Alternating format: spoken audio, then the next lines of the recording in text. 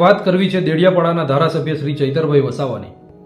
દેડિયાપાડાના ધારાસભ્ય 2022થી જ્યારથી ચૂંટાયા છે ત્યારથી આ ભાજપ સરકારને આંખની અંદર કણાની જેમ ખૂંચતા હોય એવી રીતે એમને વારંવાર જેલની પાછળ મોકલવામાં આવી રહ્યા છે. ત્યારે આપણે સૌએ જોયું કે અગાઉ પણ આ જ ચૈતરભાઈ વસાવાને કેવી રીતે ખોટો કેસ કરી અને જે જનતા એમને જે મત આપ્યા છે એ જનતાથી એમને 4 થી 5 મહિના સુધી એમને એ મત વિસ્તારમાંથી એમને દૂર રાખવામાં આવ્યા.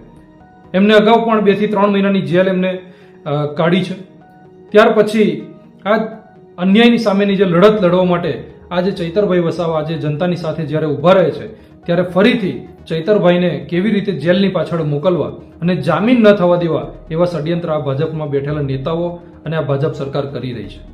ત્યારે આપણે સૌએ જોયું કે તાજેતરમાં જ 2500 કરોડનું જે કૌભાંડ છે આ ચૈતરભાઈ વસાવાના માધ્યમથી આજે ખુલ્લું પડ્યું અને એમાં ભાજપના જ કેટલાક નેતાના મંત્રીઓના પુત્રો આજે ફસાયા, એમના કેટલાક સાગરીતો ફસાયા, એ લોકો જેલમાં ગયા.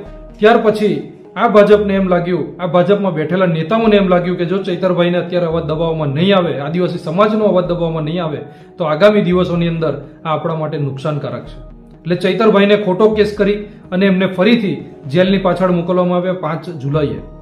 ત્યારે આજે 1.5 મહિના જેટલો સમય થઈ ગયો છતાં પણ હજી એમના હાઈકોર્ટમાંથી હજી એમના જામીન નથી થવા દીધા. કંઈક ને કંઈક જ્યારે પણ તારીખ હોય ત્યારે આ ભાજપમાં જે બેઠેલા નેતાઓ છે, જ્યાં સંજયભાઈ વસાવા છે, તેઓના માધ્યમથી કેવી રીતે ચૈતરભાઈને અંદર રાખવા એવા સતત પ્રયત્ન કરી રહ્યા છે.